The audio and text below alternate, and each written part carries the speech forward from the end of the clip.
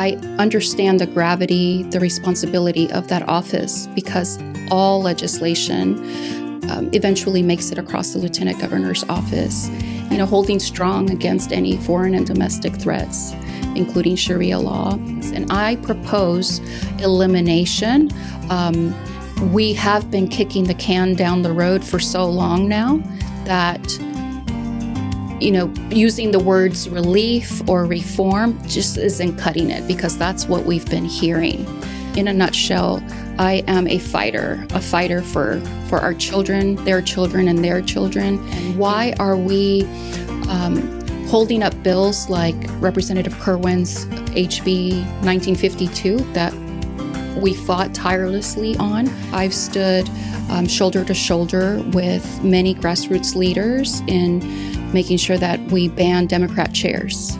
Well, yes, a true Republican does believe and would want to have term limits in place. Providing transparency, having an all-elected CAD board. Y'all are famous in Johnson County, actually. When we were talking about it, I've even talked about y'all during my campaigning. Y'all are a model to work from. If we really did want to tackle our property tax dilemma, all of the struggles we're facing, our governors could call a special session right now. Grassroots leaders across the state know my work ethic. I am a mother, and that I consider God's greatest gifts to all of us. Voting season is upon us. And what better way to exercise your right to vote than by casting your vote for APOS floors and granite countertops to help you update your home. APOS offers design, fabrication, and installation of granite countertops, floors, and more for both residential and commercial projects. APOS is where customer service and commitment to the community come together. Vote today for APOS floors to install your new floor and granite countertops. Hello, Johnson County and Texas House District 58 in the greater state of Texas. And welcome to the Texas Transparency Project, where transparency perpetuates accountability. Our mission is to help people judge candidates, ballot issues, and public problems in a fair way. We focus on how a person will use power, how their choices will affect your daily life, and whether they can be trusted to use that power responsibly. Transparency means the public can see how leaders use power. Accountability happens when voters use what they see to make smart choices at the ballot box. Public office should not be earned just because someone is famous, popular, or well-connected, because popularity is not the same as ability. If we do not judge the leaders carefully, we could end up with selfish or harmful leadership. Texas Transparency Project doesn't tell you how to vote. We're trying to give you the tools to decide who should represent you, represent our communities, and how to hold them accountable once they're in office. We're coming off a TPUSA Liberty and Justice event here in Johnson County, and today we're joined by a candidate who's running for Lieutenant Governor. Perla Hopkins is a first-generation Hispanic American and the oldest of 6 children. She was raised by parents from Mexico and Guatemala.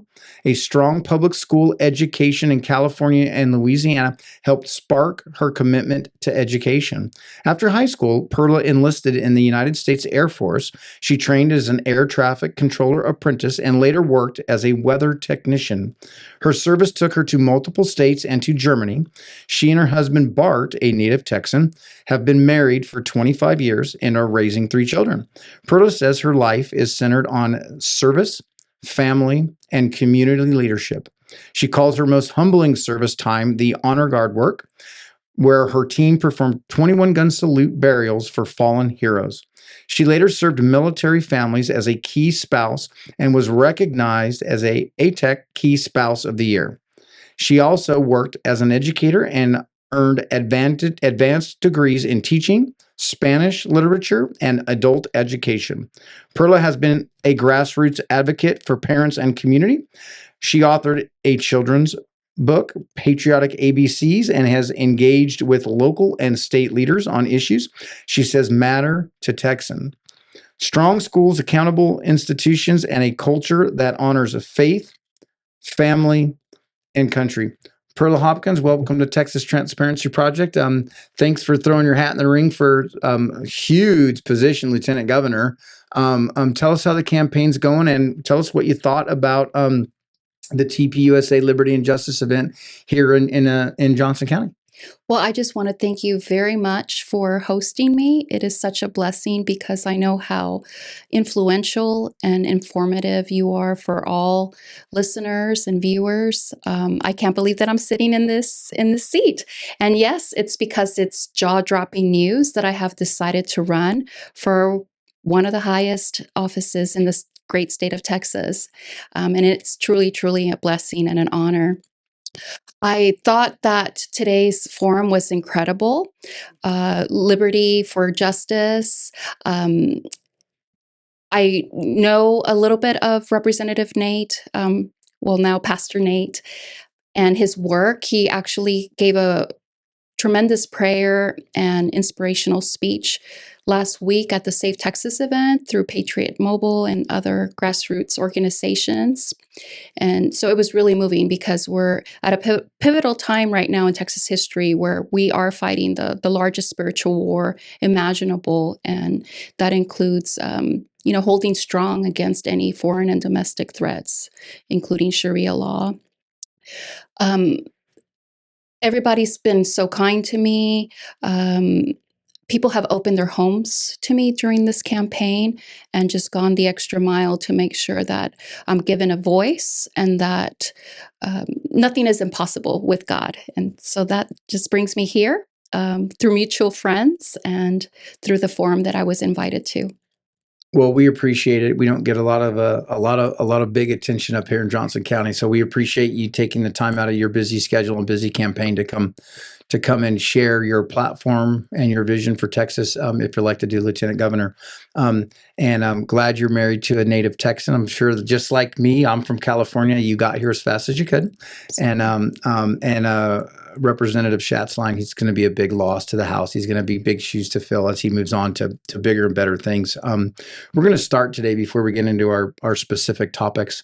A little bit about your platform, where you stand, about who you are, why you're running, and what your values are. So, in your own words, who is Perla Hopkins? Well, first of all, I am a mother. And that I consider God's greatest gifts to all of us. My adult children, they are older now. I know that the bio might imply that they're younger, but we survived public schools. Yes, we came back to Texas, and this is where I knew I wanted to finish raising our children and also continue my teaching career.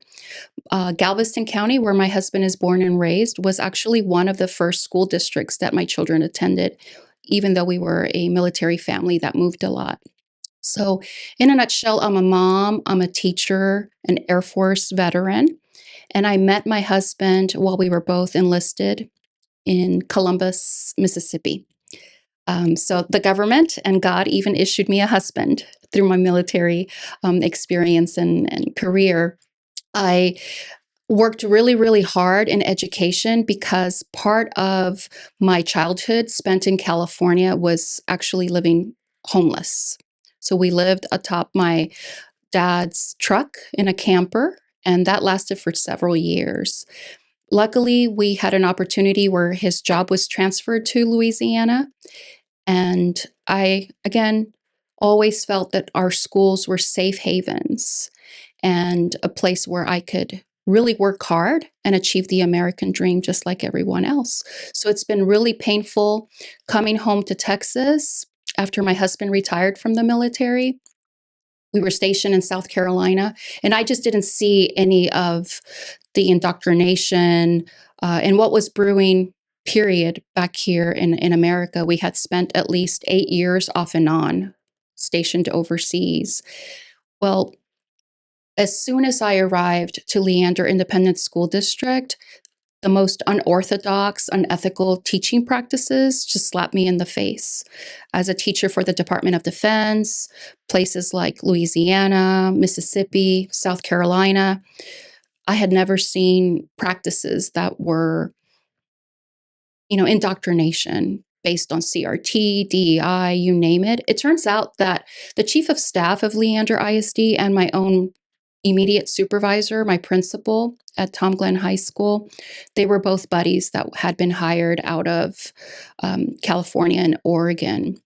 And so everything that we now know that stems from the West, from places like California, has indeed, come to our doorstep, our schoolhouse. And it's a long story, but pretty much in a nutshell, I am a fighter for our children, their children, and their children.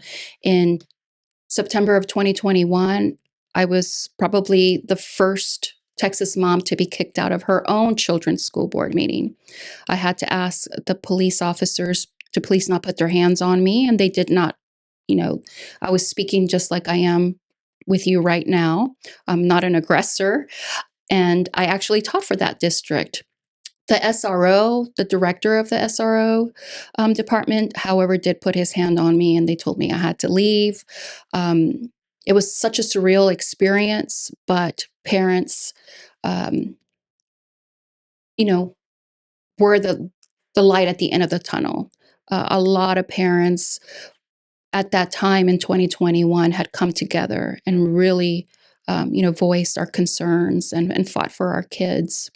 So that day that I got kicked out, I filed a police report. I knew that I was being stripped of my First Amendment rights. Later on, I came to learn that it was really, official oppression. And it's just led me where I've had to take off my teacher hat, my mom hat, and go and advocate at the highest levels if I had to. I started off by going to the Texas Education Agency, the State Board of Education, the Texas House, the Texas Senate, and I ultimately felt that legal legislation and media exposure are some of the ways that you can actually have your decision makers consider your concerns. And I just don't stop. Much like you're a huge child advocate, parent and student voice. And, if we have to run for office, that's sometimes the path that we must take. And as military veterans, you and I were no bystanders. And once you swear an oath to, protect this country, an oath to the Constitution, to protect and defend, that just never leaves you. And I really appreciate your kind words, and thank you very much for your service to our country. Thank you very much for continuing to wanting to serve. It's much appreciated. And we're going to talk a little bit about some of the dynamics of the indoctrination and some of that messages when we get to a certain section here. And I'm excited you led with that, because it's you're going to enjoy when we get to some of the policy issues. Definitely.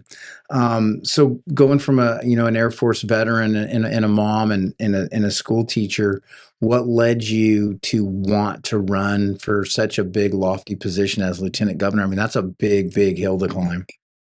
Well, I want to say, first of all, as a conservative, I am running against a fellow Republican. However, I don't have a relationship at all with our lieutenant governor. And I understand the gravity, the responsibility of that office, because all legislation eventually makes it across the lieutenant governor's office. And for many, many sessions, right along with advocates like yourself, we continue to propose, work on, collaborate with our elected representatives on bills that really do matter, whether it's bills on election integrity, border security, human trafficking, education, the exemption code on the obscenities. All those bills just often either get ignored, or they are written and drafted with so many loopholes that it's hard for legislation that really does protect the everyday Texan to be enforceable. And so I'm just completely disappointed. This past session, if I break it down to the 89th, I worked once again on the Military Children's Education Compact bill. And that bill is geared towards the state of Texas honoring education, equal opportunity, and a better system of transfer for our military connected kiddos.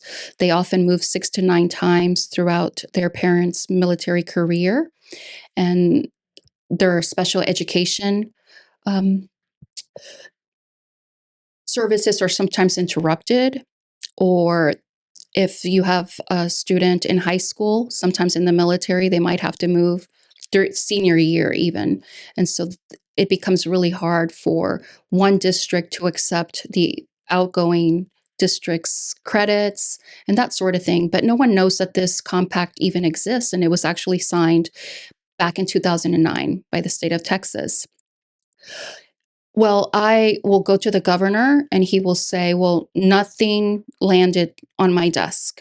I will go to the lieutenant governor's education folks and they say, oh, well, you know, everybody just points fingers at one another.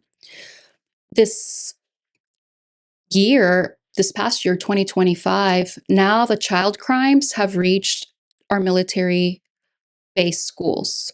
So I had to help 2 different families out from Killeen Independent School District at Meadows Elementary School, which is actually located on Fort Hood, because there was allegations, complaints against a PE teacher towards, very young female students.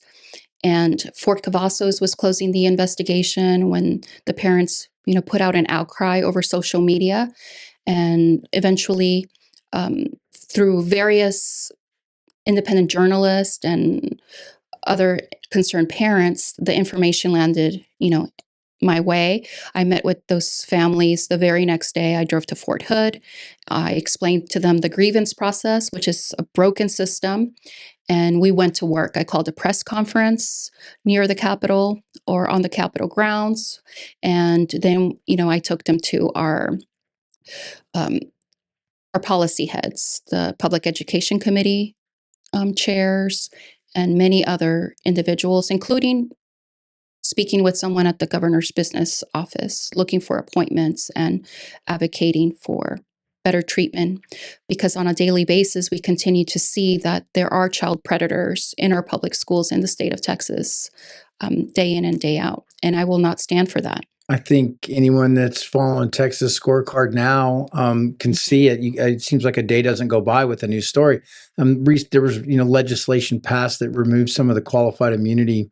Qualified immunity is a double-edged sword. Nobody would ever volunteer to serve and get an elected position or do civil service if they could be sued for anything at any time. So qualified immunity has a place, but considering that in the school systems, qualified community is way overly protected when, they're taking our most precious resource, our children. It's very troubling. And it's obviously through your work advocating down in Austin and being able to bring a lot of light on some of these other districts. You're no stranger to the halls of Austin. I think it's fair to say that. But the bottom line is everybody has a story that's involved with politics with that, one elected official who was great and then went down there and drank that Kool-Aid.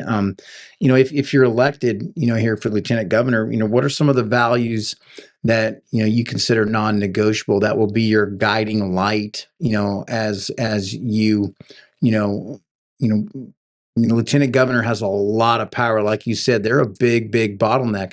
So what would be your guiding light and your foundational principles that would lead you in your decision-making process?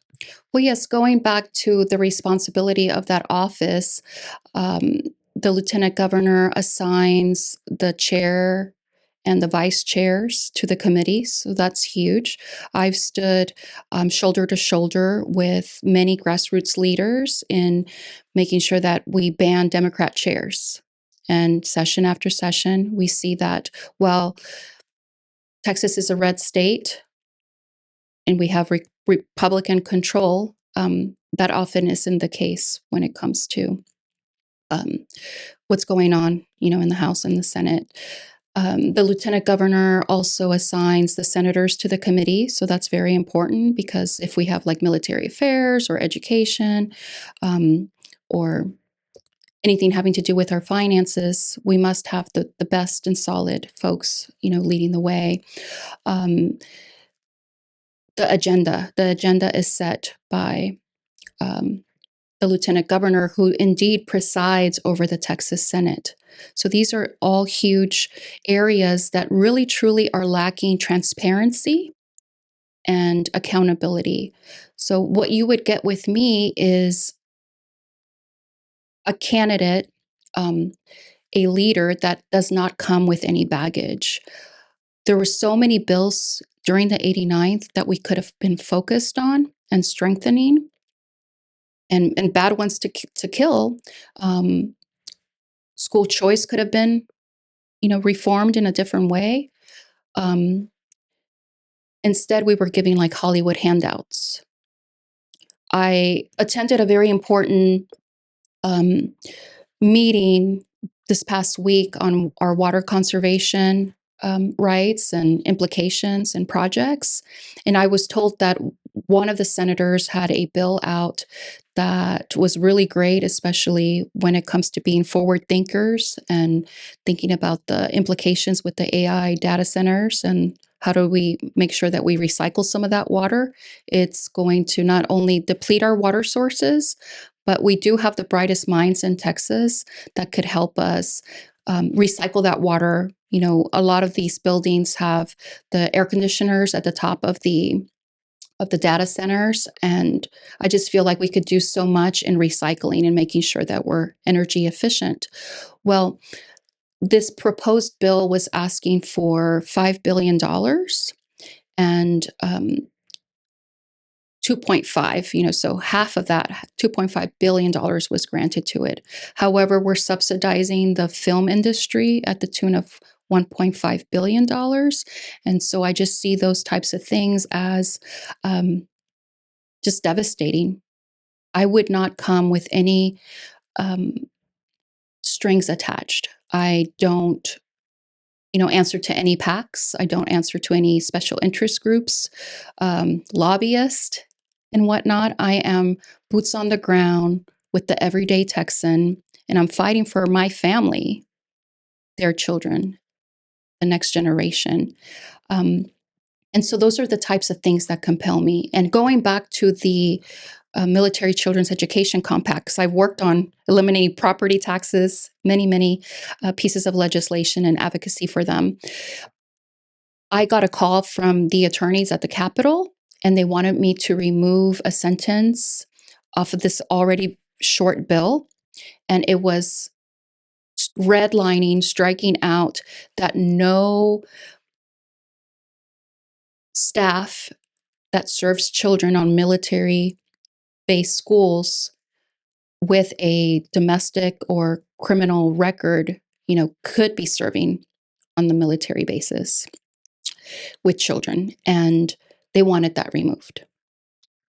So what does that tell you? Yeah, there's definitely some problems with our education system. There's no doubt about that. And you're right to talk about priorities. You see things like that Hollywood bill. I'm proud of our district rep here, District 58 rep Helen Kerwin. She voted against that Hollywood bill, and she said there was massive pressure to pass that. And they rolled out the red carpet. They rolled out all the famous actors, and it was a lot of pressure. She voted against that, and then she voted against that in the state budget, and definitely cost her some political capital. And so you're right. There is some definitely prioritization stuff. And we're going to talk about farms, water, and land, and protecting of that here in a few. But as we get into some more of the policy specific stuff, we cannot in any way. We would not do Johnson County in this part of Texas justice without starting the policy conversations and the specifics with the Eliminate Property Tax movement. We both have a mutual friend, Craig Hunley, very very knowledgeable statewide on property tax, does a really good job of networking and bringing people together to collaborate for some solutions. And I mean, the bottom line is, as you said, the best property tax bill in the world that everybody wanted, it has to go across that lieutenant governor's desk. Where do you fall as far as elimination of property tax? How do you lean towards that? What solutions are on the table for you, and how big of a priority from your part of Texas? Are you hearing the same things that we're hearing up here, that this is the number one issue in Texas right now? Oh, absolutely, because everything falls into the arena of our property taxes. This is our, hard-earned money. And on top of that, the majority goes to school districts. And you mean to tell me that Texas is ranked number 40 among the 50 states in Yeah, education? we have a local district here, Godly ISD. I'll throw them under the bus.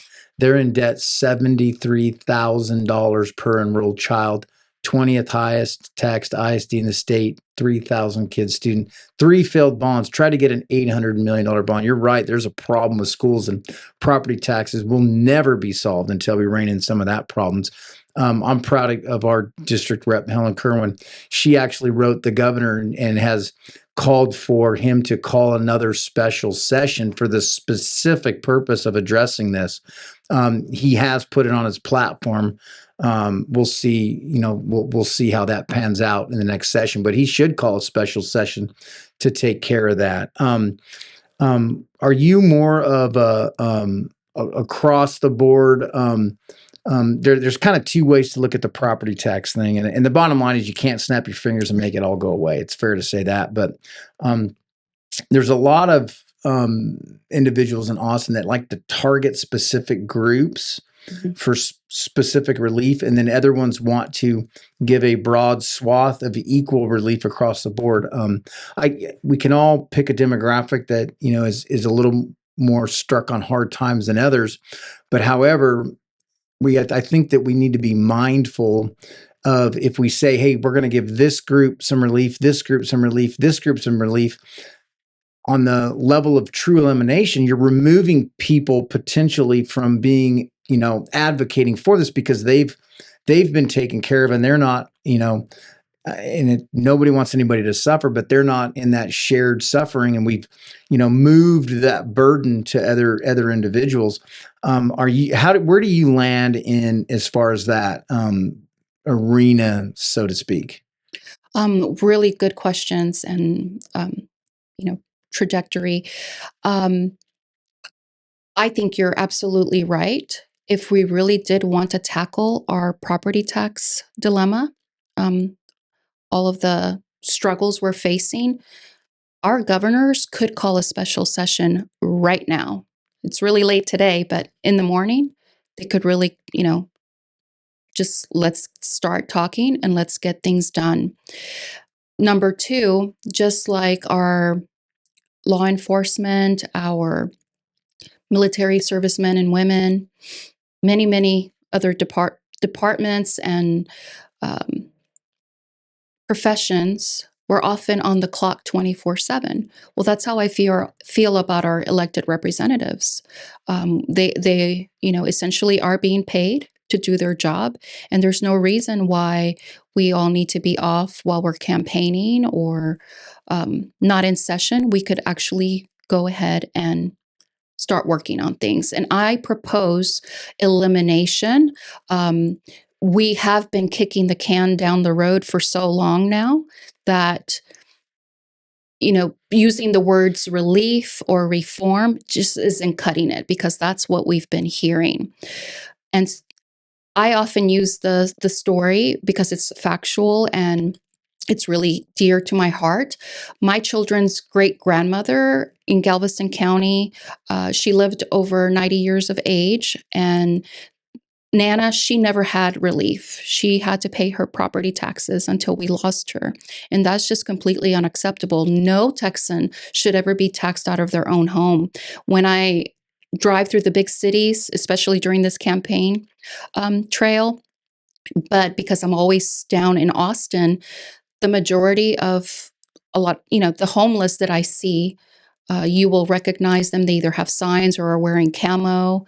A lot of them are military veterans. So there's just so many, avenues that we can take. And why are we holding up bills like Representative Kerwin's HB 1952 that we fought tirelessly on providing transparency, having an all-elected CAD board. Y'all are famous in Johnson County, actually. When we were talking about it, I've even talked about y'all during my campaigning. Y'all are a model to work from. So when things are broken, we try to fix them. And I am not about reinventing the wheel.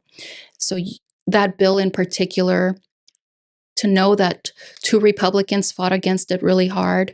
I visited their offices. I know the system, what one has to do as a Texan, not affiliated with the legislature, just wanting to do right by all Texans. You have to basically beg. I've had to learn that you suggest to your representative or your senator to have code cards and go and talk to fellow House members. I have to go and fill out the green cards and bring it to the calendars committee. And we all do this. I'm sure you can agree, with our family's hard-earned money, with our own resources. I happen to just think that the $24 to $27 billion surplus belongs to the taxpayers, and we could start there.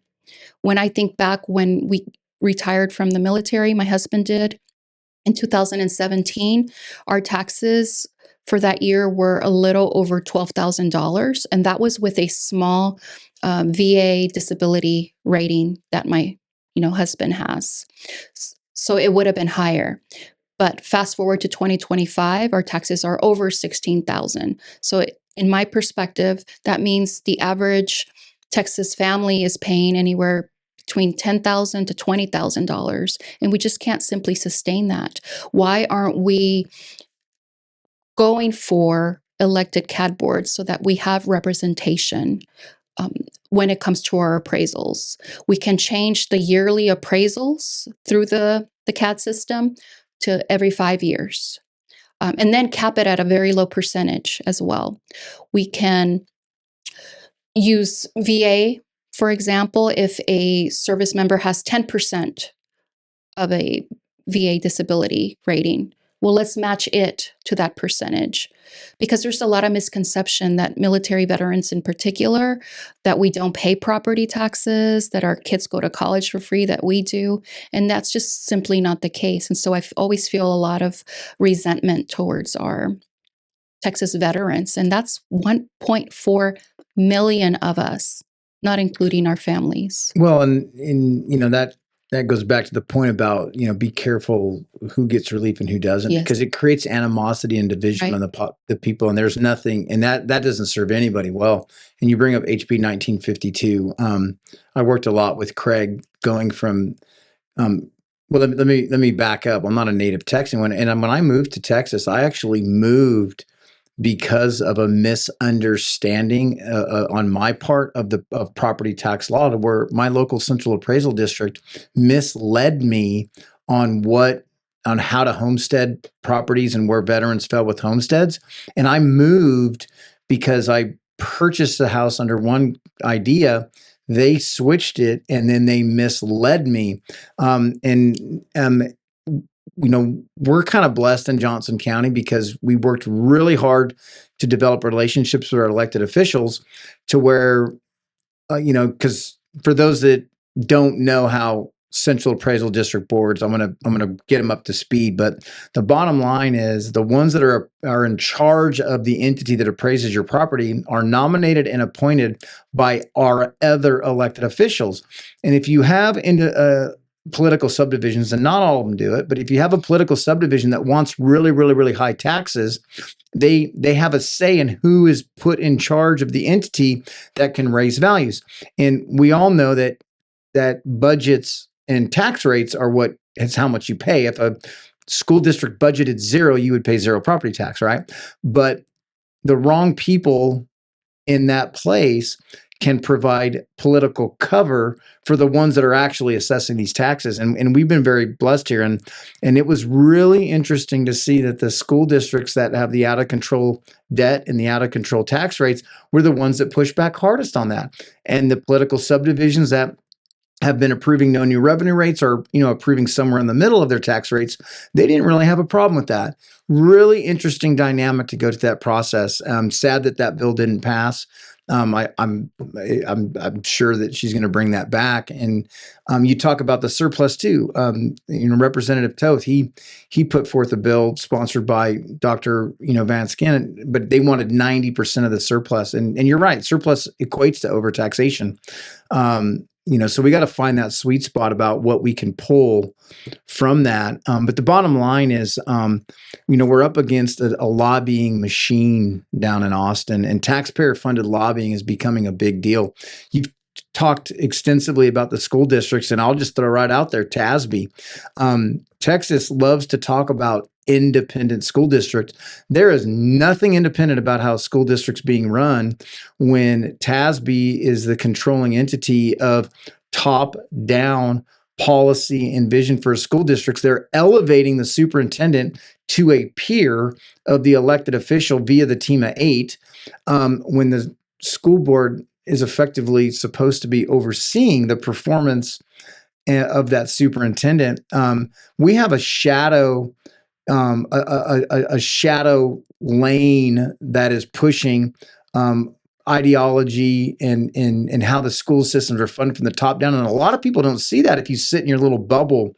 So as we go in here to taxpayer-funded lobbying, and as you've advocated all over Austin, especially in the education space, tell us what kind of lobbyists you ran up against and some of the stories about that and why taxpayer-funded lobbying is bad. And before you go down that road, we have a small rural county here in our, I'm going to use our county commissioners. I love our county commissioners court. And they're scared to death about losing taxpayer-funded lobbying. They have an association that keeps them up to date on bills and advocates for small counties, and they pay a couple $1,000s a year to be a member of it. There's different types of lobbying. Not all lobbying is created equal, but there's lobbying that's out of control down there. So go down in the road of telling us some of that the lobby horror stories that you've run into down there in Austin. Well, banning taxpayer-funded lobbying is definitely one of the priorities for the Republican Party of Texas, or resolutions. TASB, there's an entire resolution that everyone, especially with the help through our SRECs, we must stop that. You're absolutely right. And that goes back to everything leading up to our property taxes, right? I want to say something back about that. Why can't we have our homes appraised or our property taxes actually set at the original home price? Some states do that. Yes. Some states do that, so Yeah. you know what you're going to pay. So I wanted to make sure I threw that in there, because that's It's a one great idea. absolute, just easy way that we can, reform and move forward. Go back to your grandmother. She probably paid more many times over in property taxes than she did for the original purchase price of the house. Is it fair to say that? Or people absolutely. definitely do. Paul, he died, early on, and he had paid for the house. And so, yes, absolutely. And Galveston, while I think they're much better than some of these corrupt school districts, doesn't provide the most excellence in education. So, that's a very sad story to me. Like I said, it's very close to my heart. But you'll love this. Speaking of TASB and lobbyists, so I've always had to put on a Freedom of Information Act hat on, put in those public information requests, and so I have a lot of data to back this up. But sometimes we're paying these attorney firms like Walsh Gallegos. Leander also uses Ansira to do their lobbying. Up here, it's LC. LC, okay. Oh, well, they haven't come after me yet. But the superintendent won't have a meeting with me, face to face. He'll have big time attorneys to do the mediation. Well, Yes. So my initial boss at Leander ISD, the superintendent, is now the director of TASB. So he's one of my neighbors. Sometimes we used to sit very close to each other at church, but then he stopped going. When I resigned from teaching from Leander, I remember writing him a letter asking him for an appointment because I wanted to explain to him why indeed I was resigning and the problems that I was experiencing with my children. But, just crickets. And so I see the big suits walking all over the Capitol, and they're there to, fight everything under the sun. And you're absolutely right. With a team of 8, it's supposed to be that our school board trustees, we elect them so that they can supervise the superintendent, renew his contract or not. And when you have so-called progressives and conservatives on these school boards, and they know the indoctrination level, and they keep renewing contracts for these rogue superintendents. I propose, might be off topic, but I propose that we make the school board races partisan. Let's put an R or a D next to those running so that we can hold elected representatives accountable. I wouldn't have a problem with that. People say there's no partisanship in education, but the bottom line is we have no independent control in education with an organization like TASB. Their monopoly-like stranglehold is just out of control. And it's funny you bring up the law firms. And I'm not ready to say what district it is, but if they're listening, they'll know darn well who it is.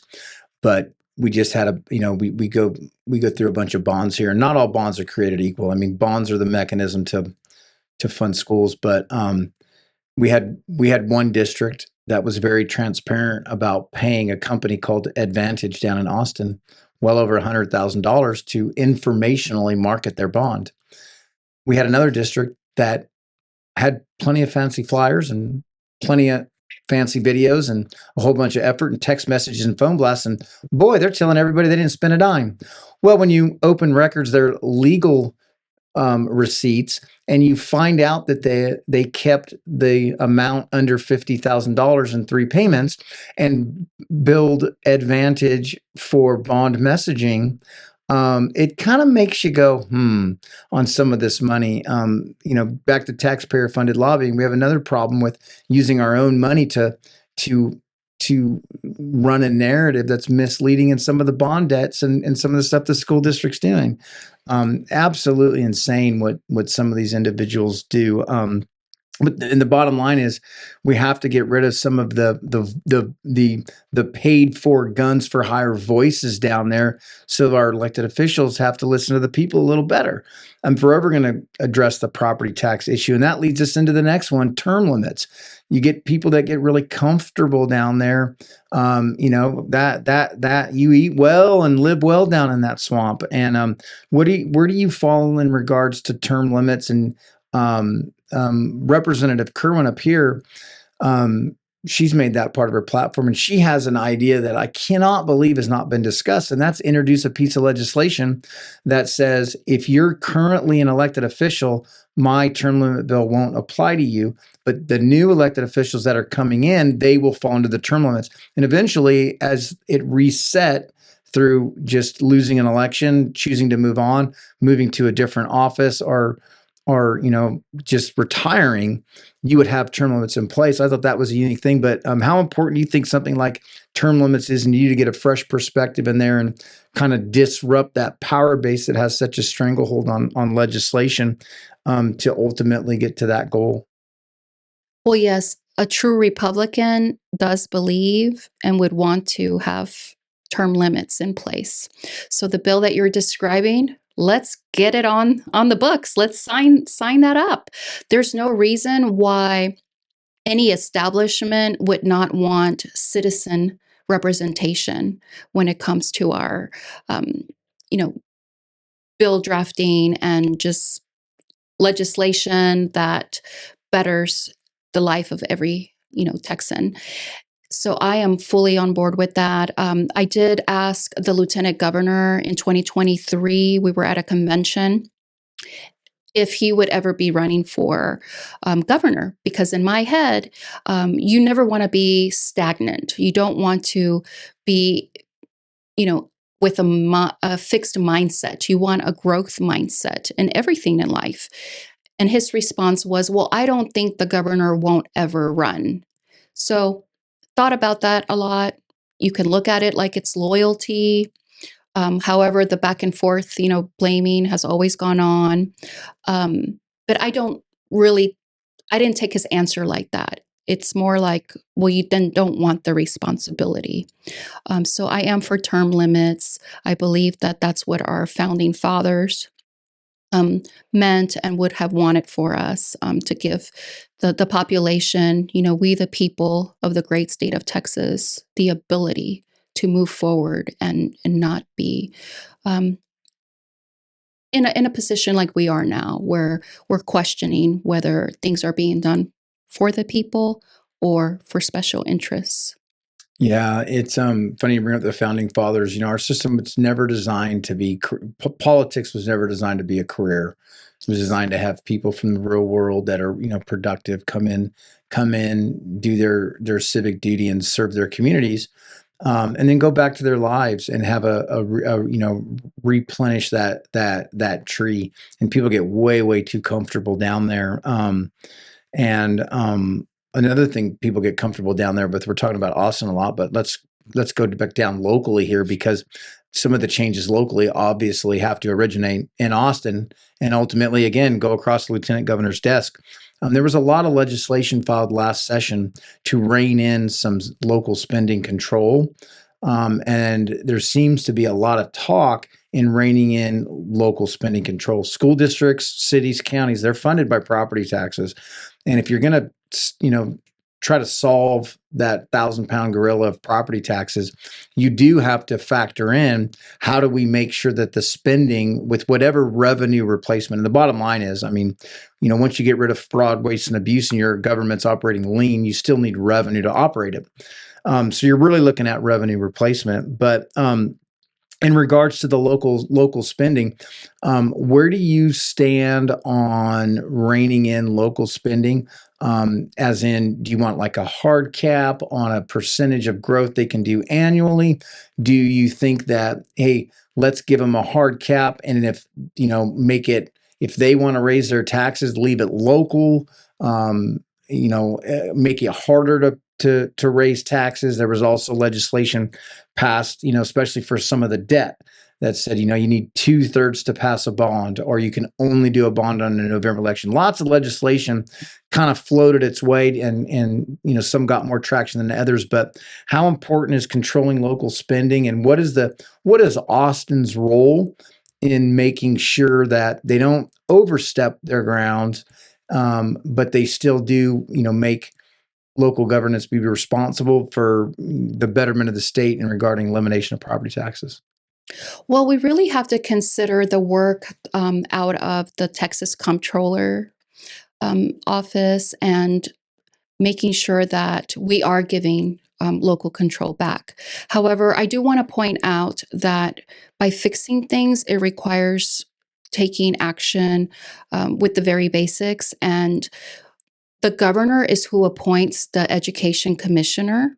So until we have leadership, reformation, like at the Texas Education Agency, with our central appraisal districts, that all affects our bonds. It affects the school boards. So I feel like we have to start there, first of all, if we really are talking about eliminating the fraud, waste, and abuse. We must have the audits, and that's why it's important to work with the county tax assessors, the Texas Comptroller, all of those individuals involved. So I do want to put it out there that we are a team, so to speak. But yes, I feel that putting a cap would work best. None of us should be fighting these outrageous school bonds, or fighting that they must include verbiage on our ballots that indicate this is a tax increase. Also, we have to make sure that we are giving local control back.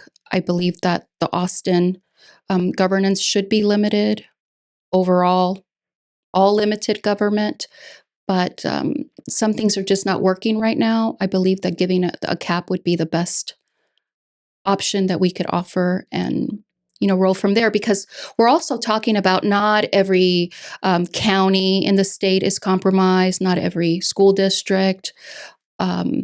So those are the things that I think about sometimes when I am very firm and hard.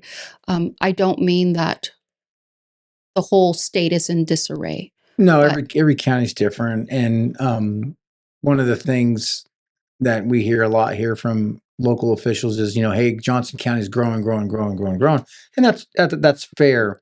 Um, but you look at school districts; they have fast growth district allotments.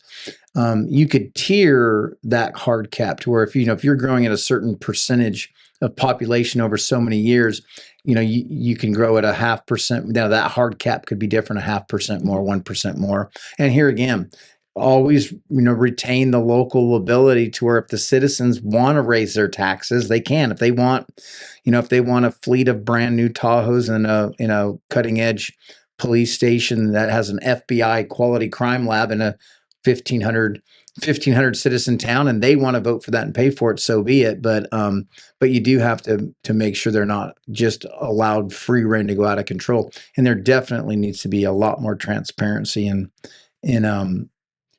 what goes on with the taxes. I do like the latest proposals where we would have to have everything up for a vote, at least 2/3.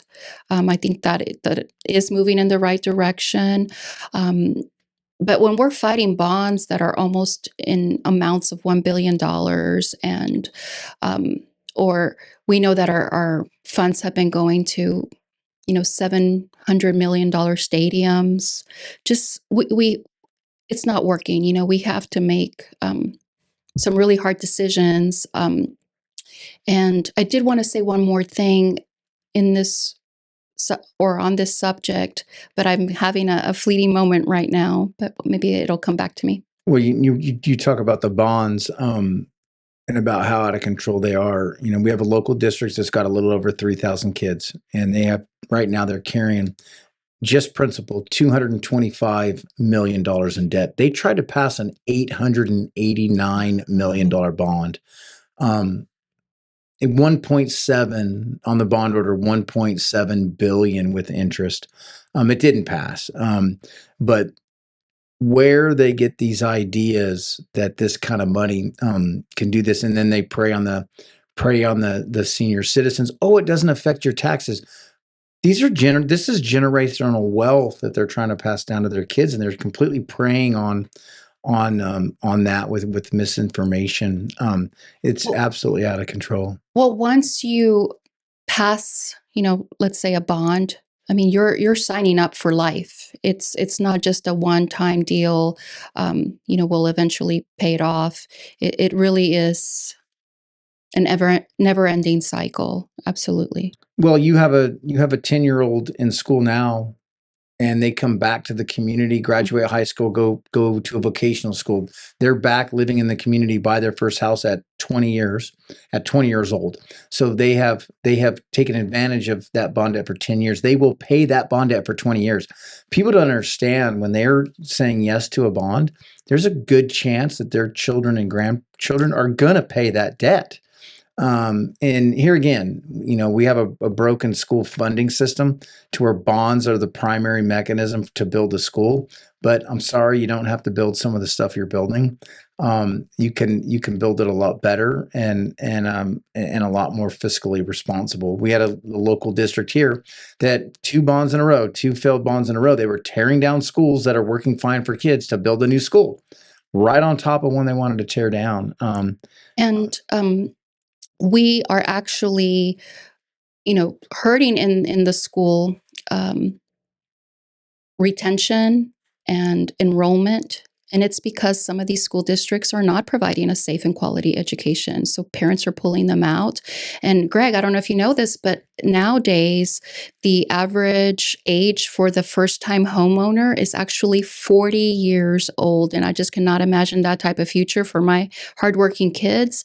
And we just defeated in Austin the highest proposed tax increase in all of Austin's history, Proposition Q. So I was very fortunate to work with several coalitions in defeating that. And so from Texans of all walks of life, 60% voted, 60% higher voted against it. Well, it almost is like a lot of these political subdivisions are seeing the writing on the wall of legislation coming down to kind of make it harder for them. So they're trying to get everything they can now. It's kind of a bad Yes. dynamic, very irresponsible if that's the way they're leaning. Um, and, another thing that causes a lot of the taxes in Texas to be so high, property taxes and more, is our border security. For years we had a big problem on our border. At the federal level, a lot of that's kind of looks like it's somewhat sorting out, but that doesn't eliminate the problem that was now brought here. And walk us through, as a lieutenant governor, how you would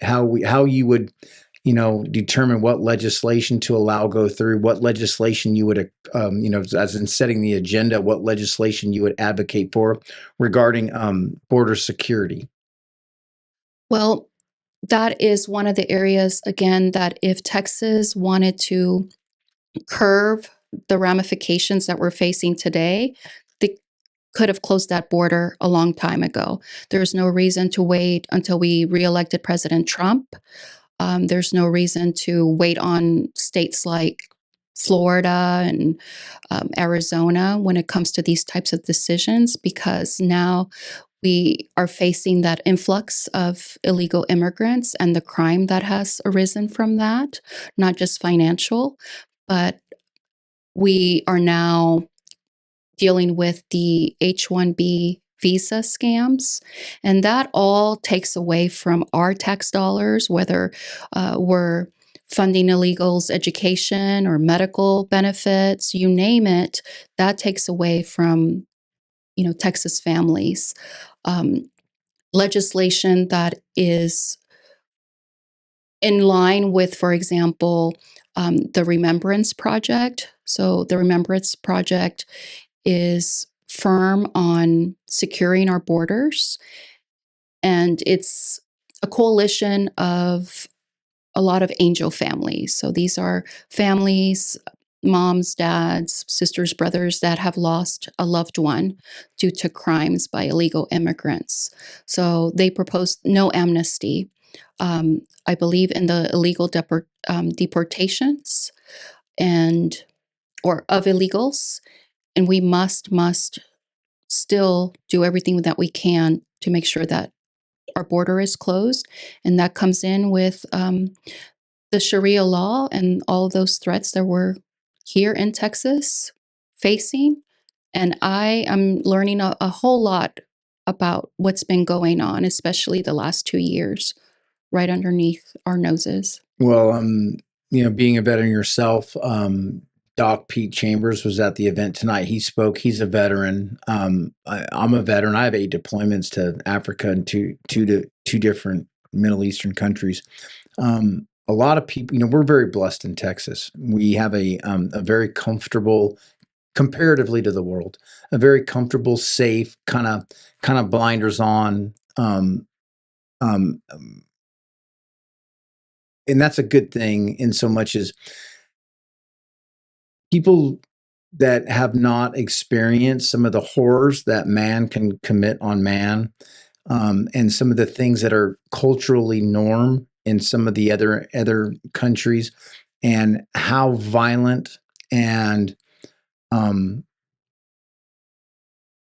just vile human nature is in other countries. And we've imported a lot of that here now. And a lot, you'll hear Texans, come and take it and stand up. And boy, you better really be careful what you're, going down those roads, because what we have imported here from some of the countries, whether you're talking about some of the violent cartels that are moving people across the border, or some of the other countries outside of just what's south of us, we have a big, big problem in regards to that. So how aggressive would you attack that problem? And how big of a priority would that be to you?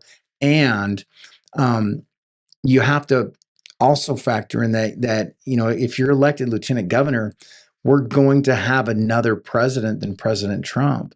And if we're in the unfortunate situation of going back to a president like President Biden, we're in a whole nother world. So having a federal government that's so supportive of border security, well, that's a lot easier than having one that's not. How aggressive would you be willing to battle an out of control federal government in regards to wanting to open up that border like that, like it was in the last administration? Well, I have all the confidence in the world that we will have a conservative and Republican governor and lieutenant governor at all times. The left, they can scream all they want. They can proclaim that Texas will be blue, in a couple of years. We've heard that story time and time again.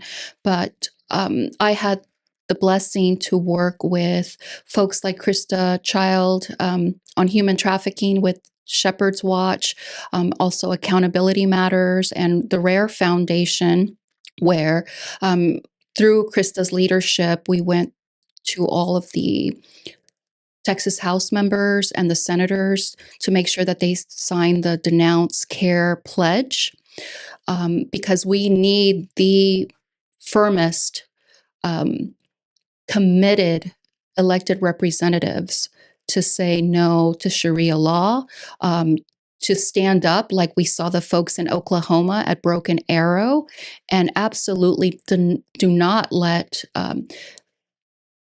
projects like the Epic City and developments of that type to even be considered. But what's happened the past 2 years is that we've had at least 48 new mosques pop up, and now we have over 350.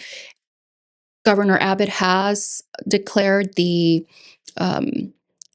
CARE organization as terrorist groups or organizations, and that's great. But if we are not allowed voice and absolutely put a halt and reject the Islamic takeover in Texas, then executive orders, fancy written letters with fancy legal jargon, is just that, empty promises. So how I feel is that as a lieutenant governor, you're an advisor to the Texas governor.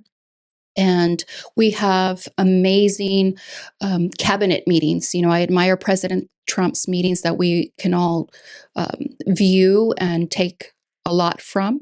And Secretary of State Marco Rubio, that's who I would be. I happen to have God-given talents, and I've been blessed to be, multilingual. I speak fluent Spanish.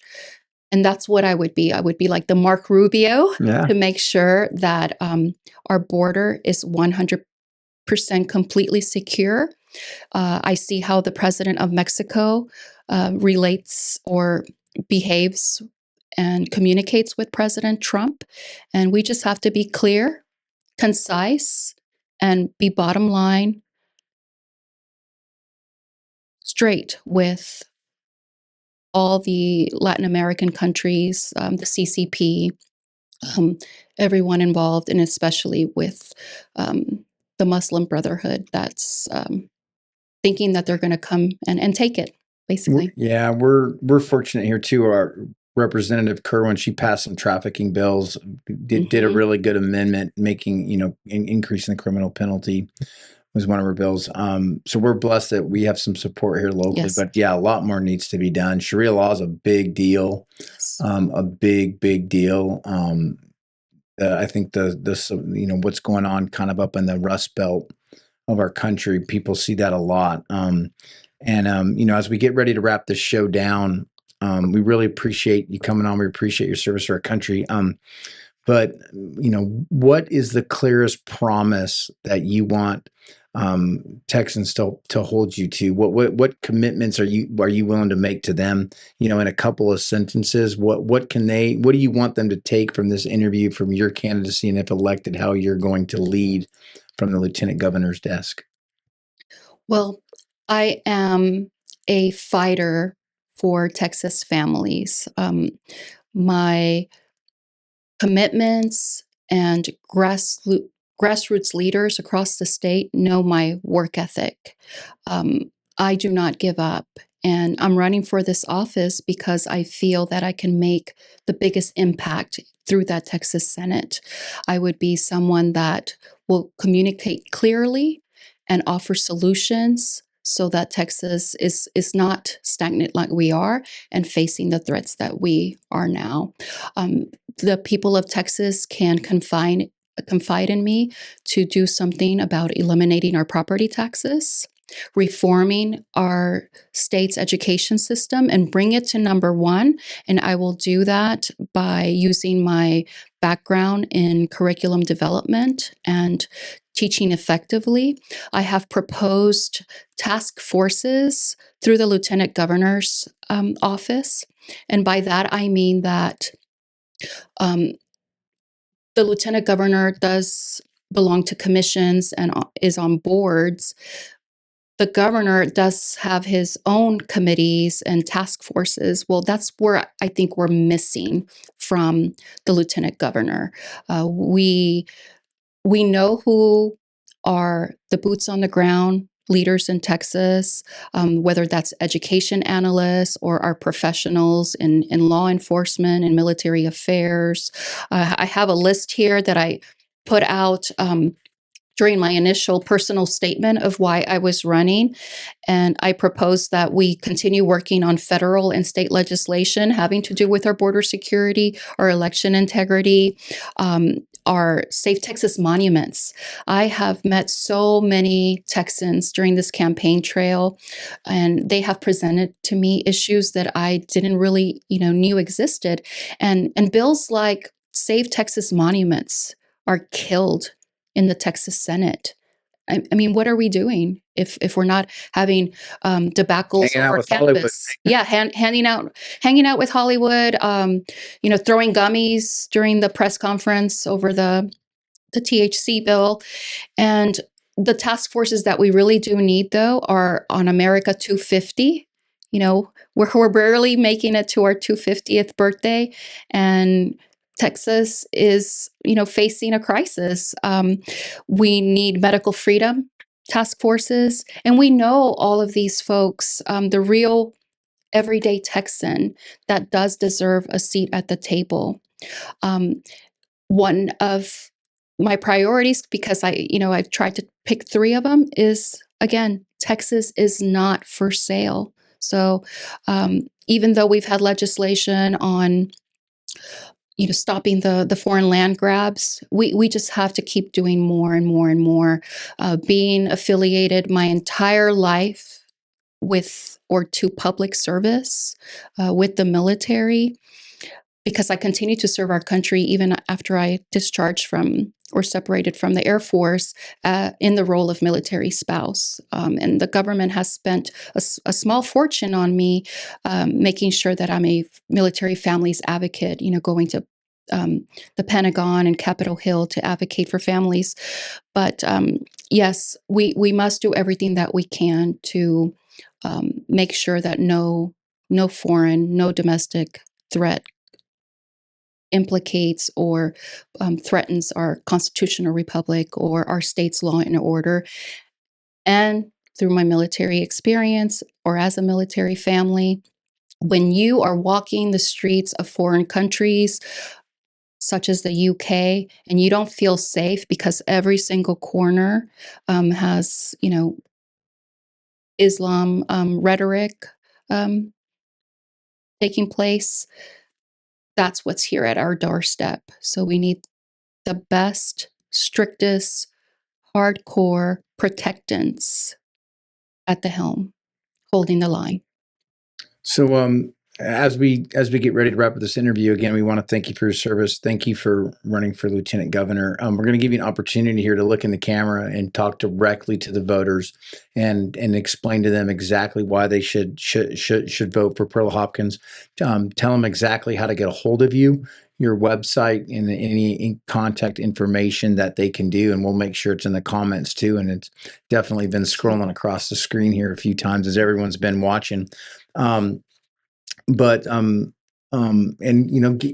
the strongest reason of exactly why they should consider a change from in the lieutenant governor's lieutenant governor's desk, as I get tongue tied. So. Hi, I am Perla Hopkins. I am an America First, Texas First candidate for the Lieutenant Governor of the great state of Texas. It is such a blessing to ask you for your trust. In 2022, I was the Republican nominee for the State Board of Education District Number 5, and over 237,000 Texans put their trust in my leadership skills and my calls to action approach. I'm asking for you all to give me a chance to prove to you that I will do everything I've got to make sure that we eliminate our property taxes, because that is affecting our quality of life and everything having to do with our children's future. We must ensure that Texas education is safe and that we provide a quality education to every single student. It won't matter that Texas, if considered a country, that we are the 8th highest economy in the world, if we cannot teach our children basic reading, writing, arithmetic, civics especially. We have to teach our children to be American-loving citizens. And finally, I will protect Texas, save Texas. We are experiencing domestic and foreign threats like never before, and we have to say no to Sharia law. We have to convey to any cartels, any terrorist groups, any gangs, any folks that are corrupted, that engage in fraud, waste, and abuse. We have had enough. Texas is the jewel of the country, of the world. So goes Texas, so goes the world. Remember that there is only one Texas. It's our Texas. And I promise to work for we, the people of Texas. I'm Perla Hopkins. You can look up more information on perlahopkins.com. I am on all the social media platforms, and I just really am blessed for everyone's support. I'd love to represent you. The Lieutenant Governor's office is completely, utterly important. Everything that is meaningful to us relies on the Texas Senate. The Lieutenant Governor presides over the Texas Senate, and I promise to be the best wingman, the best communicator and advisor to the Texas Governor. Perla Hopkins, God bless you all. God bless Texas. Perla, great way to close it out. And again, thanks for coming down to Johnson County and spending time up here in our little neck of the woods. We want to wish you the best of luck so much, sir. on your campaign and with it. And we look forward to a Perla Hopkins campaign and having a whole bunch of seats at that table that you're opening up to everybody that feels like they've been left behind. It's hard to run for any office, and anybody that's going to throw their hat in the ring deserves the utmost respect. And what we can do as citizens is to do our part is first get out and vote. But before you get out and vote, you need to research and educate yourselves on what the roles are of these offices and positions, and educate yourselves about who is closest aligned with your foundational values and what you hold dear to your heart, and who you think can deliver the best opportunity for you, your families, and your communities.